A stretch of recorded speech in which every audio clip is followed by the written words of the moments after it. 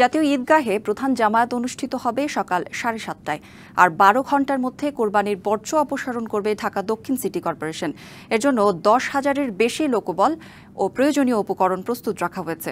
সকালে জাতীয় ঈদগাহে সংবাদ সম্মেলনে এমনটি জানিয়েছেন দক্ষিণ সিটি কর্পোরেশনের প্রশাসক শাহজাহান মিয়া।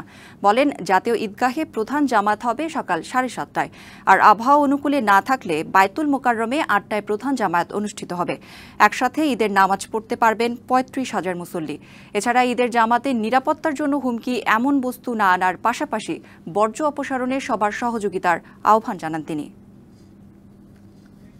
ঈদের জামাত আমাদের সকাল 7:30টায় শুরু হবে। এখানে আবহাওয়া এমনই খারাপ হয় যে এখানে কোনো ক্রমেই নামাজ আদায় করা সম্ভব হচ্ছে না। বিকল্প হিসেবে বায়তুল মোকাররম সকাল 8টায় সেখানে আমাদের ঈদের জামাত অনুষ্ঠিত হবে। কোরবানির দিন বিকাল থেকেই আমাদের বর্জ্য ব্যবস্থাপনা কার্যক্রম শুরু হবে। 12 ঘন্টার ভিতরে আমরা এই ময়লা পরিষ্কার করব।